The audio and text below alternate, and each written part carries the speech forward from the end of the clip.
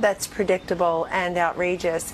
In fact, this man compares his motivations to that of the mass shooter in Norway in 2011, and those who think that's the ancient history should go back and school themselves on what happened there. Also, this president condemns hate and evil and bigotry, and we will continue to do so. People should feel safe, but they should especially feel safe in their places of worship, and we've seen far too often where that is not the case. Unlike most mass shootings, this man came with pre-receipts, if you will. He put out a 70-page manifesto, and I guess everybody scoured it, searched for Donald Trump's name, and there it is one time. But he also said he aligns closely with the ideology of China. He said he's not a conservative, he's not a Nazi. I think he referred to himself as an eco-naturalist or an eco-fascist. But people should read in its entirety.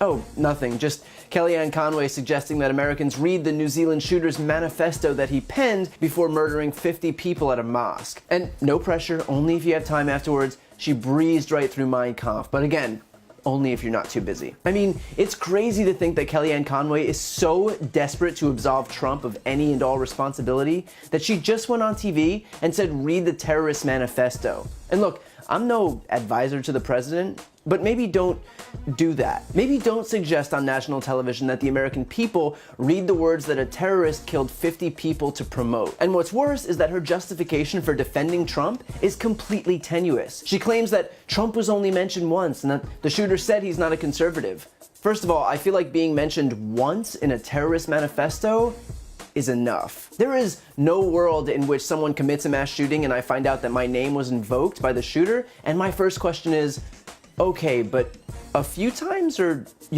just the once? But more importantly, the issue here is not that the guy is a conservative. No one is saying that he's a Republican. Kellyanne Conway is doing what she does best, which is answer a question that was never asked. The issue is, and always has been, that Trump's words and actions embolden white supremacists.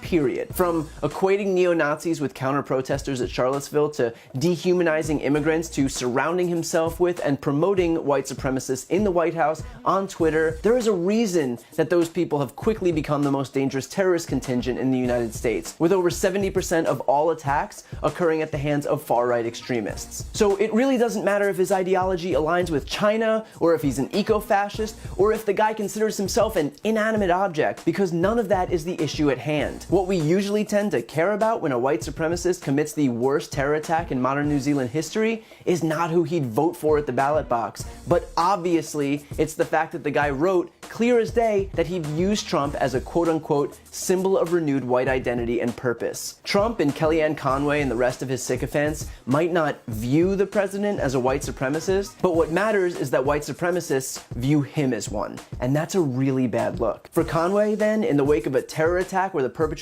just invoked her boss, to still choose to run cover for him, well, she's just as complicit as he is. So how about don't read the shooter's manifesto, since we already hear enough of that rhetoric from the White House as it is.